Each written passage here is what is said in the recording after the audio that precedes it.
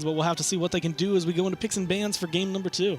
And in memory of Michael's the real deal, man. I mean, they had a great setup against Obey where they looked phenomenal, and that was kind of the this team might actually be good moment for a lot of people. And with that kind of performance, that's how you have to keep your momentum rolling. That's how you have to really put the exclamation point on it and say, yeah, we are a top team because we're going to do it to elevate what every other top team has done to elevate so far this split. And that's kind of where we've been seeing. In memory of Michael last week, we're kind of floating around. They looked strong, but they weren't quite able to grasp, I think, like the top straws. They aren't at the same rate where we're seeing right now Strictly Business and Astral in the game. No, but no one is, though. Yeah, that's to be fair. But they look like this kind of team where we look at Obey, who are, you know, former world champs coming into this, and being able to shake it up, being able to cause trouble in the standings for North America. And the thing that kind of catches me out is Elevate, even though KeegsMate had a big impact, don't opt for the Muzen Cobb ban, which is what we saw last week. No, and leave the Chulainn open. That's going to be the pick right away for Delnyy, most likely. Could go in the jungle, but I imagine that's going to be in solo. Among teams in North America, it's been kind of divided into brackets of two. It's it's Astral Authority and Strictly Business up top. Then it's Obey in memory of Michael, and then the bottom two are Elevate and Soar right now. So these are the games that if you're in that middle bracket, like in memory of Michael are, you've got to beat the lower end squads. And it's looking like it's one of those where they can maybe shake it up. Like Soar showed some potential. Elevate shows potential, but they have to get there. They're actually going to lock in the Muzen Cobb, which is one of those we can't ban it because we don't want to spend a ban on it. Right. But we don't want you to have it, so we're going to have to take it from you. In memory of Michael going back-to-back with the mid-jungle, but without the Geb, I don't know how well this combo is going to end up working out for them. I really think that Inbound was a crucial part of what they were able to do in their mid 3v3. So Elevate's picks and bans so far with Geb and Muzen Cobb very, very strong, taking away two of the highlight points of a memory in Michael's composition in game 1. Chaac against the Chulainn, I guess they really want to guarantee that there's going to be at least some pressure there for Nexamiss. Coming and pulling it through. So far, it was kind of a, your team worked so well last time, let's see if we can run it, and then now we're looking into it, and it's just like, okay, well, Chaac is going to come through. Chaac, I mean, I can almost hear F-Dot screaming for joy. It's not going to be in mid, but it's still going to be strong. Right. But the way things are going, we see the Sobek, the Jingwei, the Soul, the Nemesis, which with the Kuang, there's some good potential for damage as long as they can get online. I'm seeing it now. The idea is to make sure that Chaac has pressure on the right so that Kuang can't get invaded, so that he can secure his own speed in that blue on the right-hand side. Problem is, that's still a big task, and Chaac, while great at clearing the wave, isn't the best outright 2v2 fighter in the jungle. Gods like Osiris are better at that. Gods like Chulainn are better at that. So, in memory of Michael, is still going to be looking to invade on the right-hand side, especially with a low-pressure mid laner like Nuwa. We see Xing locked in for, I think, one of the rare occurrences of a support Xing. Normally thrown into the solo lane, but I just don't see that happening with the rest of the picks on IMOM here. So that's going to get some early aggression and punish that Muzen Cobb as long as they play it right. We saw an Ares earlier, so we know it can do a lot of damage if you get these aggressive supports. And it's all about that knockup as well for the Awilix. That hook slam, you're going to be able to pick up that target, and then Awilix can pull it out with the Gravity Surge. Can also find the pull off of the Whirlwind of Rage and Steel if you pick up multiple members. It's hard to choose exactly which one you want to pull as Jumpahhh if you pick up multiple members with that Xing ultimate, but you've got a couple options to set up for this Awilix. Yeah, the washing machine's really good. Shoutouts to Hugh Yep. as we go forward, because we actually get to see some of that this game. Inbound looking to potentially deal some of that damage. And Crimson, just runbacks on Jumpahhh and Crimson. Keeg's going to be opting into instead, though, the Chiron. I like Chiron. I think that he's kind of underutilized right now. He has good pressure. He's got good safety. He can help out his own team with the cleanse, and really does bring a lot to a team composition. That long-range damage, you've got plenty of it between the knock snipe and the Chiron shots. And Inbound going to be hanging around. This time, swapping it back to what we're used to seeing, the support going to be hanging around over here. But Cameron has opted to be over here. It's going to give that little bit of extra push in the mid lane to try and fight up against this Nox. Because Nuwa is another one that is just kind of a spicy pick. We don't see it that often, though she's not really that bad. No, she's certainly not bad. It's just that she's very, very late game oriented, and you need to be close to the opposition to be dealing relevant damage with Nuwa. You're not going to be able to really fire it off from a distance. Shining Metal, yes, does decent damage, but not really even a main damaging ability for most mages. You need to set up that minion stun, and to get the minion stun, they need to be fairly close to you. Now, a character like Xing for Inbowned is likely going to be close to Mythic. So as long as he can utilize his passive effectively to guarantee that minion stun, that's the biggest thing for the great Nuwa players, is being able to utilize that root passive. That's so big to set up. She can set up for herself. She can peel for herself. That's the real separator between decent Nuwas and good Nuwas, is how well you can use that passive. Delnyy this game going to be able to opt into the Chulainn, which I think fits the playstyle we've been seeing a little bit more, allows to fight, which was what Delnyy wanted to do a lot earlier on, but the Osiris just never really paid its way to allow that to go forward. No, and Delnyy didn't really need to do a lot in that game because of how far ahead the rest of the squad got. So it's not the worst thing in the world, but on the Chulainn, this allows him to pressure out Kuang a little bit better, and having that seething rage around him whenever he transforms, having the vent anger as well. It's a good AoE Kuang revealer whenever Elevate DoctorL goes into that stealth. We will see Elevate being able to pick up fully the Oracle Harpies to get a little bit of extra vision. This early on, it can make a small difference just to catch a jungle or a support rotation early on, but for the most part, that one's just we need the farm and we want to make sure you don't get it. And just keeping that duo lane safe, because it's Kenshin all alone on this Geb so far, and while not going to likely die to any sort of invade or gank potential from a Memory of Michael at this stage of the game, you just want to make sure that whenever Cameron comes back to the duo lane, he's not going to have to worry about that either. So the way that we saw Imom playing yesterday, they were coming through and they were doing, I think what was, I guess, a little bit more standard of what we used to see in the meta, which was hold on to the early game just by farming, and then all of a sudden you have a huge lead so you can start fighting and you're taking everything. We're kind of seeing the same kind of slow start here with them coming out, but do you like the way that Elevate have changed their builds and the way that they've changed their composition? Well, they went for less pressure in the jungle this time and are kind of accepting that they're going to get out-pressured by Awilix Chulainn in the early stages, which, if you can walk that tightrope of being able to give up what you need to give up and secure what you need to secure, then yes, I think that is the right adjustment for Elevate, but that is a very fine line to try and walk along. And if in Memory of Michael end up getting a couple too many buffs and then DoctorL and Nexamiss are useless, then it's the bad call. If they don't give up enough and they try and fight and then they end up dying to try and defend these buffs, also the bad call. So it's kind of tough to say exactly how Elevate is going to react to this sort of playstyle until we see them trying to defend their buffs on the right-hand side. I love that Chiron ult. I love that Chiron skin. It's so just good. Everything's so colorful, so pretty. And we get to see KeegsMate. I expect that's going to be the first of many ults that he's going to be throwing down. That one was just to clear minions. We see hunters do that a lot, and as well as some mid-mages like Ra who have lower cooldowns on their ultimate. It's just to get to your buffs on time, to get to them a little bit quicker, and knowing that you're not going to need that ultimate for the next 60 to 75 seconds anyways, may as well just use it to get some pressure in your lane. Now looking for the advantage. What was essentially to get pressure in the solo lane and try to keep DoctorL afloat.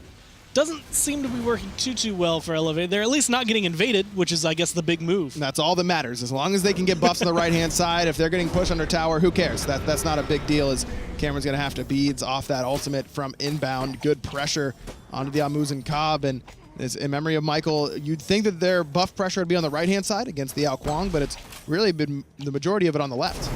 We're seeing Cameron come through and try to do whatever he can to not only salvage this buff, but at least show that, yeah, I have presence on this side of the map. I can do something, but the Muzen Cobb doesn't work as well for him as it has been working for KeegsMate, and I think that's just the matchup. Chiron comes and peaks a little bit earlier than we'll see the Muzen Cobb, as Jumpahhh taking some damage, but he's out fine. Delnyy going to show up and use the ultimate to try and secure the biggest minion, but that's going to go red for Elevate, so small win for them, trying to get DoctorL a little bit more farm. First rotation of buffs going to Elevate is a big deal for them. In Memory of Michael, really need to make sure that they're putting pressure on Elevate for the next speed and blue buff respawn on the right-hand side. That's where they need to put this pressure. If you allow DoctorL to just get his buffs without much worry, then you're playing right into Elevate's hands.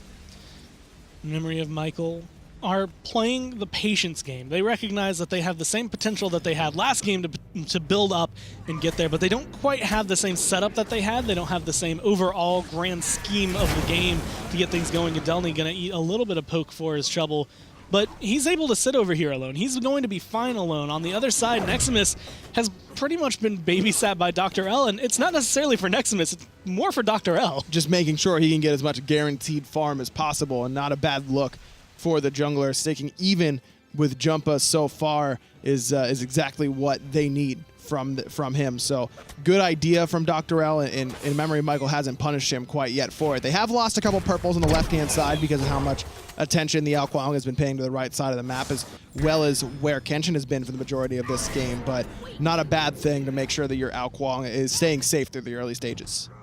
Potentially opening up the map to go maybe a little bit farther forward for them to push maybe into a Gold Fury, especially since Kuang's hugging this side of the map. You can pull a big rotation over there, and that opens up this left-hand side objectives. Not only the purple buff, the tower, but the big one's always going to be the Gold Fury, and always open and ever-present, because KeegsMate likes to solo objectives like that. This is the perfect time for the invade because Mythic's very low on mana. He's going to ult before he goes back to base, but he's not going to be able to impact this fight very much as DoctorL steps up.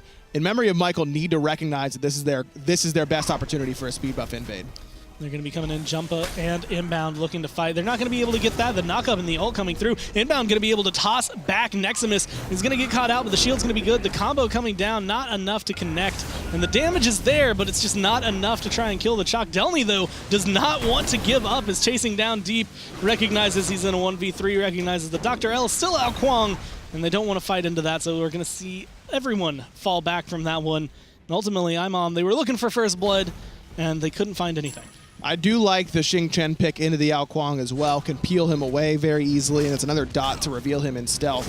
But overall, in memory of Michael, just not aggressive enough in that situation. Jumpahhh is the Awilix in the early stages. He did such great work at this time last game. Try and do the same. Now we're going to be seeing the execute come through up into the sky. First blood for DoctorL, and he's looking, maybe he wants to go back in, but he's too low health. The heal wasn't quite enough to make him feel comfortable. And Jumpahhh sitting down there ready to fight, ready to go, and is going to continue that aggression. The knockup going to be good on the Nexamiss, now trying to find the damage, and the rotations coming through. Should be the return kill. If they find the last hit, they're going to give it to Jumpahhh. It almost was enough to possibly slip out of their hands, but they had it under control. They're going to be able to trade solo for solo. Good Geb shield there from Kenshin, and this is a pretty risky pick to go Nox into Geb. Geb shuts down every single thing Nox has going for her, basically, and doesn't shut down the escape, of course, but shuts down the damage over time of the ultimate, shuts down that combo very well, of course. In addition to that, it doesn't. The one thing that Nox ultimate will still have, if it gets shielded by that Geb shield, is the damage mitigation effect. Once you get hit by that, you actually deal less damage. Now Cameron going to get 3-man surrounded, and they're going to be coming down. Muzen Cobb is great, but he's not great at escaping. And we're going to see that come down. Jumpahhh just keeps him locked, keeps a kill for himself. The second one now on the board for the team and himself.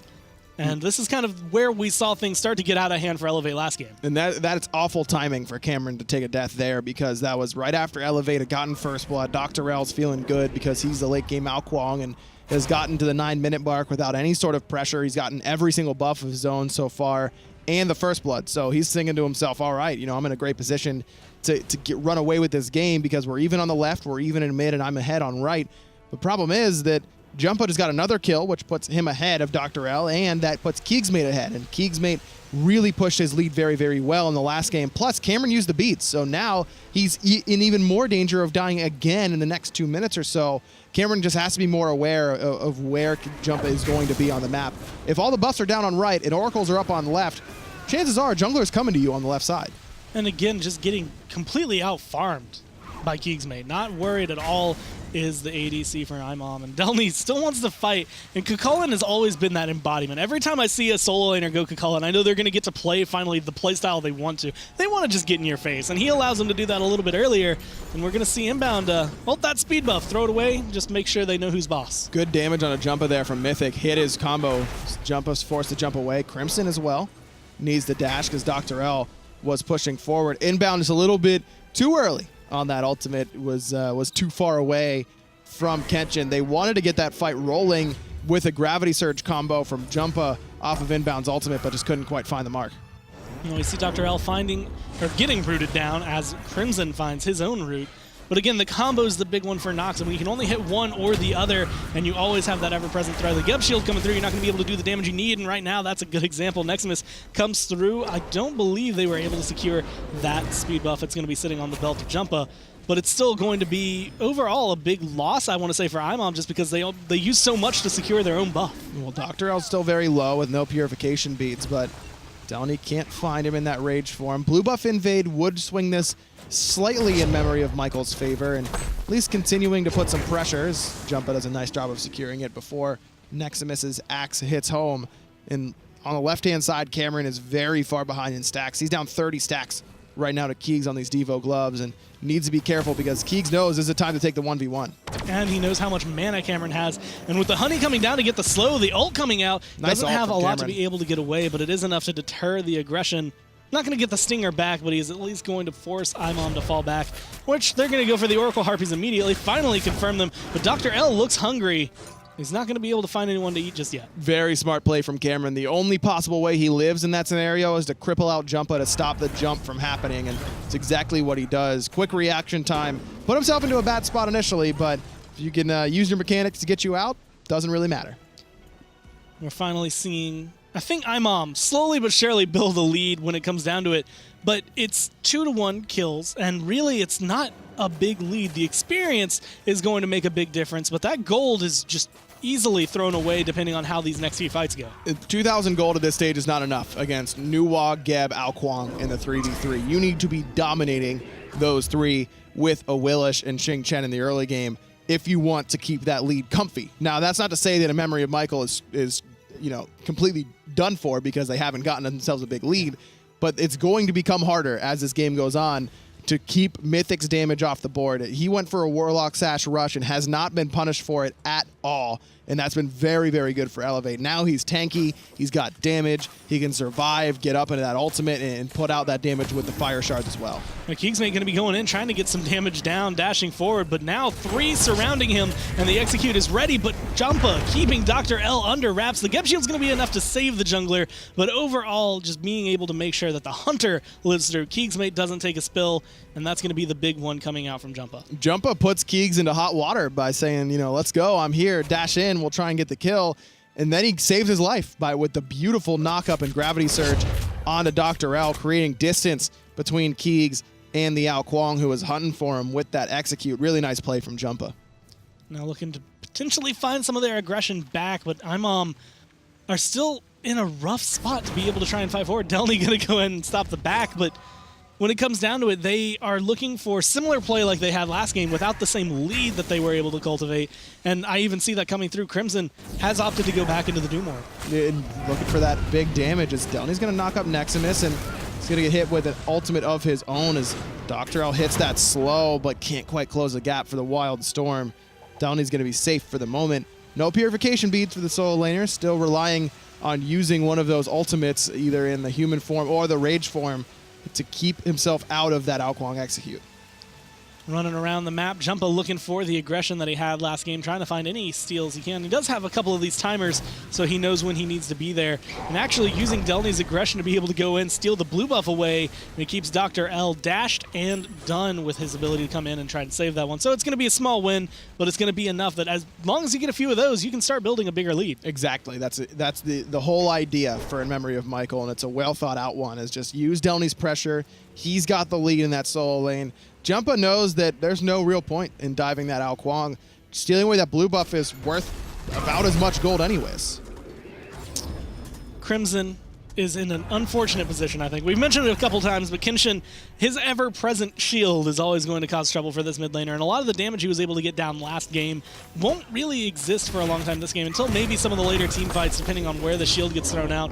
Oracle Harpies are going to be a big contest, and ultimately get split down the middle. Inbound possibly getting traded out here, but Cameron going to be the one in a rough spot. 3-on-3, and they're going through. Cataclysm going to come down, but it's not going to stun anybody. 2 going to get pulled, and Jumpahh's going to pull Mythic even further in. The Aegis is forced, and now it's going to be a 5-on-4 as Inbound's going to get rooted down. The ult from Mythic going to be enough to confirm that one. Nice play there by Elevate. Most important thing in that fight is that they've got 5 members there. That was a great engagement from A Memory of Michael, catching Cameron kind of off guard by himself around the backside of that Gold Fury pit. Plus they had gotten away Mythic's beads for nothing, but just numbers end up being enough for Elevate.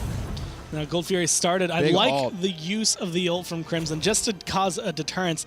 Not enough to steal the Gold Fury, not enough to really kill anybody, but enough to put the fear into Elevate so they have to fall back. Really smart play from Crimson. And if you can hit all 5 members with Noxalt, I don't care what the caveat is. I'm down. Sign me up. Because not only are you spreading a ton of damage out throughout the squad, but you're also making them all do less damage as well. Cameron going to be able to take out Jumpahhh, who probably got a little bit too aggressive. I see the stinger there hanging around, so Cameron able to find the ult, the kill, and now the potential to go on to KeegsMate now that he has Kenshin right around here.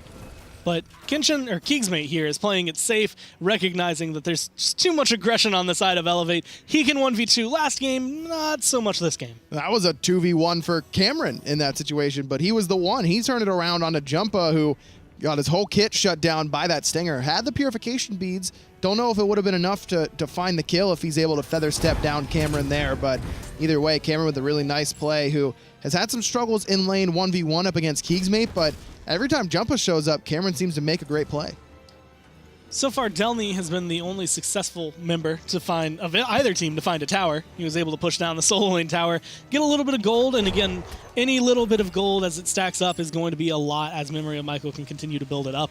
But they are playing this one a lot more similar to what we saw like in the second set from EU, where everyone's being a little bit more careful. They recognize that it's not going to work as smoothly as it did game number one. Elevate are expecting the aggression, and Elevate have the advantage in a lot of the fights because of the gap. Jumpahhh, I don't think realized that he knocked up Mythic there, and Mythic was without relics, without anyone around him. That was a free kill for Memory of Michael, just about. Luckily enough for Elevate, Jumpahhh just couldn't quite tell, and it can be hard to tell when you knock someone up through the wall. You got to be looking at those numbers to see if they're floating or not. We're going to see Delnyy get cornered off in a blue buff. It's not his own. He's going to be able to fight forward. Jumpahhh going to be able to pick up Kenshin, though, who was thrown back by the whirlwind of Rage and Steel. As Delnyy looking to run away. Nexamiss going to get rooted down. Not going to be able to lock him up. DoctorL is here, though, and looking for the fight. Looking to get him in execute range, but not able to find it. The knockup's going to be good from Delnyy as he continues the fight. But there is the Om-Noms, and the dragon goes up, and he's ready to continue going. A valiant fight from Delnyy, but eventually that's going to go the Kuang's way in the 2v1. Memory of Michael looking to make it happen on the left side of the map in response, though. Gold Fury getting really low, and it gets secured by Crimson. Now Inbowned in a position where he could potentially fight, but his ult is down, and his team is nowhere to be found, really, and they don't want to go into this one. DoctorL has rotated over, and now Kuang's present. Even though you know the execute's down, he still throws out a lot of damage. You don't want to fight him. By this time, now that Dragon Call and Wildstorm are maxed out, that Kuang is going to be swinging. Not a lot of items quite yet, and that's where Kuang gets a lot of his damages off the scaling, but still enough to make you afraid. Portal Demon started up. Elevate looking to confirm this one, no problem. KeegsMate trying to have something to say about that. Crimson as well, but he's half health and low mana. And KeegsMate looking for the fight, but he's in a similar position. Not enough mana to really continue the aggression. Maybe enough to throw out an ult when it comes off cooldown, but the Portal Demon is going to get leashed in the end. Elevate recognize they shouldn't go for it. And Keegs has the auto attacks without the mana that Nexamiss or really anyone else except for Cameron can't really compete with. So willing to stick around, especially because he still has both relics available. And Keegs going for the chin size right after the Executioner. Cameron again going for the Hide of the Urchin. Elevate seems to really favor this defensive option, whereas the carries over in Memory of Michael are just looking to put out the necessary damage to cut through all the defense that Elevate has. And chin size, the correct response to a multitude of Hide of the Urchins. As long as you can get enough protection shred with things like the Executioner, Titan's Bane, that chin size is going to chew through that extra health that Hide of the Urchin gives you. Coming around to the 20-minute mark, Memory of Michael still ahead about 4,000 in gold, even though they're behind in kills. Just keeping sure that they have the aggression, the camps, the farm to be able to do what they ever want to do. And now Inbound going in, forcing the ult to come down.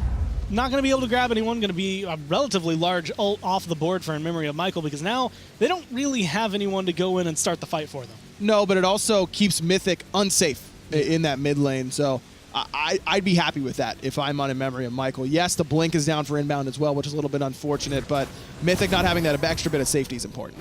KeegsMate going to get gank coming through, looking for the execute, but it's not going to be found here. The damage just wasn't there to be able to fully eliminate the Hunter, but he's taking a lot of bad trades trying to fight into this one, looking for the damage. It's all getting thrown onto him. He's going to have to fall back and farm up to try and get that last little bit of lifesteal. Cameron now in the bad spot as 3 have rotated over. Cameron getting low. Jumpahhh looking for the damage, and a nice ult from Crimson. Going to be able to spread that damage. The shield's going to be good to keep him alive a little bit longer, but Crimson ultimately is going to be able to find that last hit that he needs, the last tick of damage, and find himself his first kill of the game. So not only do Elevate drop the kill onto Keegs off of the missed Wild Storm underneath the tower from DoctorL, but they also end up sacrificing Cameron because of it. Cameron, if he doesn't have to stick around quite as long, doesn't end up in that position where he gets collapsed on, uses both relics, and still ends up falling. Crimson with a beautiful ultimate hits Cameron and DoctorL, forcing them both back. I like the immediate call from Memory of Michael to go for the Portal Demon. They know it's open, but it's not exactly the easiest thing to confirm. They're going to be able to find it with KeegsMate in the last auto, going to get that damage, and now we see Kenshin thrown back. The silence from the Chaac going to be good, though, but Kenshin still in a rough spot, getting melted down by KeegsMate. But ultimately, it looks like Delny's going to be the only one who wants to confirm and continue chasing. And Elevate are just on the back foot. They know how to retreat, and they know when to retreat, and they're going to do exactly that. Very close to getting stolen away. I thought that Elevate would get that after Kenshin knocked one of the players that was tanking the Portal Demon out of the leash range, took it for himself, and Mythic threw out that Shining Metal. I really thought that was going to be glowing red, but a little fortunate for In Memory of Michael to have the coin flip come up on their side, and with that extra little bit of golden experience, now pushes their lead up to about 5,000, a little bit more than that now for them, 5,500, and the experience difference being closer to 7,000. Still slightly more impactful at this stage in the game, but we're getting pretty close to the point where gold is going to matter much, much more than experience. Once people start hitting level 20, XP not as impactful anymore. And KeegsMate already at that level 20. The big thing about it is you still earn experience. You can still farm as much as you want, but you can't go to level 21. You can't go 20 plus. So everyone eventually catches up to you as long as they can prolong the game. We mentioned during picks and bans, and I think it kind of is coming up now at 22 minutes. The longer the game goes, the stronger Elevate's lineup looks. Absolutely. As now Jumpahhh's in trouble. Blink Cataclysm. Kenshin's going to get him quickly. Inbowned picks up Kenshin, throws him back towards Crimson, but Crimson wants to get out of there. He's done with this fight. Now looking to try and go forward. Delnyy being the only saving grace for his team, trying to box up DoctorL, doing a lot of damage in the process, going to be able to find the kill right there. And now Kenshin, Cameron, both of them on his list to go forward. KeegsMate's rotated in as well, and Nexamiss taking a lot of hits. One more shot is all it takes, and they're going to be able to find the 2-for-1 trade. Jumpahhh unfortunately falling for them, but Delnyy making the difference in the team fight. Boy, I'll say, Delnyy goes in 1v4 and finds the kill, and no one really looks at him twice. Someone from Elevate has got to do a better job of peeling away Delnyy from DoctorL in that situation, because he's not going to be able to get away from a transformed Chulainn who has that anger pulsing out, that AoE damage with a mystical mail on top of that. That's what did the majority of the damage there for Delnyy. Now I love that KeegsMate has two real big positions coming into this one. He's not only the one that they expect, okay, he's going to solo the Gold Fury, but his presence alone was enough to make 3 members of Elevate fall back just because of what he has been able to do and the damage he has been able to throw out. So depending on how this goes, he does have the potential to at least scare Elevate, maybe force some actives early on, or some relics early on as he go throughs, but they're ultimately all going to end up falling back, just trying to play it safe again. They don't want to go too far. They don't want to throw away a lead just because you decide you want to fight. And Keys does need to be a little bit more careful there. He steps up and eats a minion stun from Mythic, who's starting to do significant damage on this new Wah. Memory of Michael right back to the Gold Fury. No one from Elevate's in the neighborhood. That's going to be no problem for Memory of Michael. Now Kenshin going to get rooted down. He can't Geb Shield himself right now, and he's going to be able to get it down, but a little bit too late. He uses the Cataclysm before he falls, but it's not going to be enough. DoctorL looking for the final hit. He's going to be able to get the Execute up into the sky. That's going to keep him safe, but he looks like he might want to go in for more. He comes crashing down looking for Inbound, and he's looking to get the damage. He's going to be able to combo that with Mythic and find another kill. He's caught off in a weird spot, but he's still going. Delnyy, again, the only saving grace for his team, coming in to find a return kill. Delnyy again, just chasing down DoctorL. He's really been this jungler's bane, as now he's looking to find Cameron as well. Good combo from Crimson onto Nexamiss to make sure that the Chaac can't step back and peel for Cameron. And there, DoctorL sacrificing his life to make sure that Inbound dies. Probably still in favor of In Memory of Michael. Support for a jungler, they'll take most of the time. And Delny's still going, though. He is not done fighting just yet, and he's still sitting at a good, healthy spot, although now it's starting to get a little bit worse for him. He's going to be going forward. The sprint was popped by Elevate to come in and try and chase him down, but there's going to be another ult coming out from Crimson. It's going to be enough to deter Cameron and save Delnyy, who... that's the only time I think I've seen him need saving. Yeah, the only time so far. 2 deaths, but a lot of those were all alone on the right-hand side. 2 executes from DoctorL, who is now fully stacked on that passive. All 3 of his kills have come via the execute, so he's got some extra power. He's got some extra magical lifesteal on top of that. So now after he finishes what's probably going to be an Obsidian Shard, after the Polynomicon here, He's going to need a Rod of Tahuti very, very quickly. I think I would have preferred to see him go for Rod right now, right after the poly, because by the time he finishes whatever pen option he's going for and then builds into a Rod of Tahuti, we're talking 35 minutes. I mean, that's a full 10 minutes from now, potentially. The game could be decided by then. Yeah, a lot can change, especially when you're at 26 minutes in, just because the way things go, all it takes is one team fight to swing things over in your favor or against you.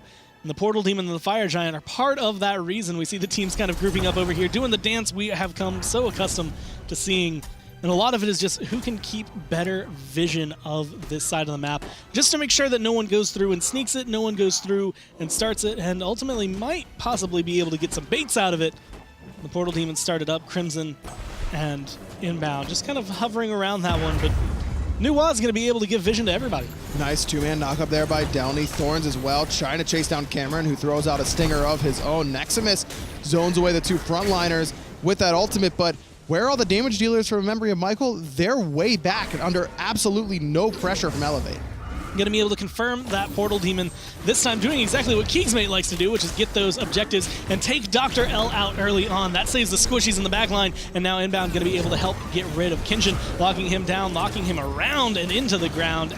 He's going to be taking back to the fountain as the rest of the team's getting chased down. Cameron, his Aegis has worn off, the root is good, and they're going to be able to confirm that kill. Memory of Michael are on a rampage going forward, but they're going to go ahead and pull back and go for the Fire Giant. Look, DoctorL makes a huge mistake and gets picked in mid because he didn't have beats up. It's bad, but it happens, and that's okay.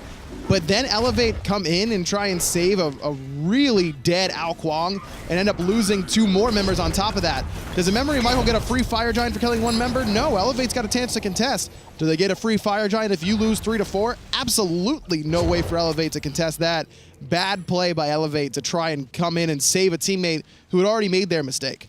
I do like Nexamiss is present at the end. It's like, okay, 3 of my teammates have died. I know they're going to do Fire Giant now because we just let it open for them. But I can still try to stop it. I can still try to go in. Doesn't work that way. Ends up falling down, taking a big spill. And now we see 5 members of Fire Giant on the side of Memory of Michael, all with their ultimates about to be ready as well. So the next team fight is ultimately in their control. And that's what you expect from a team who's up by 12,000 gold now with a Fire Giant. Multiple members level 20. They're solo, they're mid, they're ADC. Jumpahh's level 19. He's not far behind. Another good game on the Awilix. Crimson has been absolutely amazing on this Nox. 2-0 and 8. He's been following up off of every CC possible to find those combinations, and it's been Nexamiss and Kenshin who have really needed to worry about this Nox because that's who the focus has been, and that's how Nox really should be played. Knock down those frontliners with your combo, lock them down, allow your hunter, allow your jungler to shred through their protections, and then you can use your ultimate to affect the mage in the backline. Last game, we got to see a lot of IMOM coming through, and the numbers going up in their favor were pretty easy to read why. We saw them winning team fights, we saw them invading the jungle. Every time their gold went up, it made sense. This time, it's been much more of a silent run.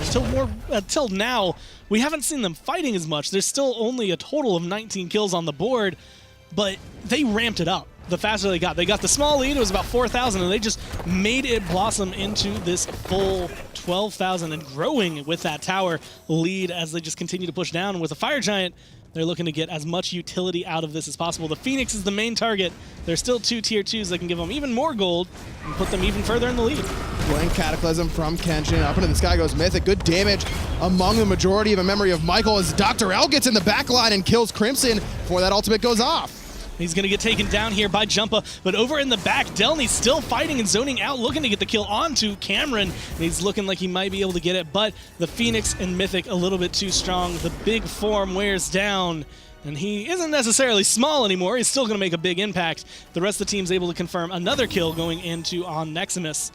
And now that opens up this Phoenix a little bit better because there's only 2 people to defend, and neither of them are very tanky enough that they want to get into the front line here. Cameron and Mythic both looking like they might take a spell. That was a really good fight from Elevate overall, considering how far behind they are, considering the Fire Giant buff as well for Memory of Michael. That went really well, and to only come up with 1 kill has got to be pretty disheartening for them. I mean, Mythic hits a 3-man minion stun around the corner, right where he's standing right now. He initiates the fight with Kenshin, with that fire shards to make sure that you're going to be able to get everyone as low as possible, and DoctorL gets the execute base, not a true execute, but finishes off a low health target in Crimson before the Aegis can go off.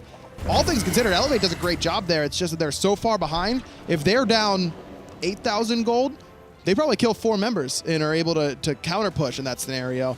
Just too far behind to really make the big impact that they were hoping for. And that's always the rough part when you fall behind. Like, it's not necessarily the hardest thing to play from behind, but you find yourself in scenarios like that where you just can't do anything. You can't come in, you can't fight back. Even with the Phoenix there to do some damage, we saw a lot of them pulling a little bit too far forward and fighting outside of the Phoenix, not getting that little bit of extra ticks down as they could go forward. But with the way things are going, Memory of Michael going to lose the Fire Giant in about 20 seconds, so they're going to go ahead and play this one safe, come back, look for the Portal Demon Fire Giant as they come up on respawn. And I like that call. They got the left side Phoenix, they put pressure onto Elevate, now they can just take this time where they're waiting for Fire Giant and Portal Demon to respawn to push down these towers. You don't have to waste your time by clearing those with Fire Giant buff because there's no chance Elevate has to defend them without it even. So take this time, knock down these towers if possible, and allow yourself to have the most time possible to find those Phoenix kills. Looking for the last couple of towers that are on the board for Elevate. There's only 2 tier 2s, one on the right, one in mid. Now there's only going to be the one left in mid as Inbound going to go through, going to throw back Cameron right into Jumpahhh, who's going to be able to help get that one and find that kill. And even though Nuwa's doing a lot of damage, and even though we see DoctorL looking like he wanted to loop around, it just doesn't look like they're going to be able to get the damage that they want. Kenshin doing his best, and Jumpahhh very low in the front, but he is not deterred at all, going to be going forward, looking for the Geb most of all, and DoctorL looking to go around the backline. But with Delnyy following him the way he is, it's essentially a living sentry ward at this point, going to be able to keep him revealed and keep him on the map. And that keeps Jumpahhh, Crimson, and KeegsMate all safe from the wrath of the Kuang. I really like Delnyy just chasing down DoctorL because he was the biggest threat by far for In Memory of Michael to deal with. As soon as Cameron goes down, Mythic uses ultimate. Now all eyes on Kuang. Make sure that he isn't going to get into the back line and kill one of your carries that used all their relics, such as KeegsMate, who had to expend both beads and Aegis in order to stay alive.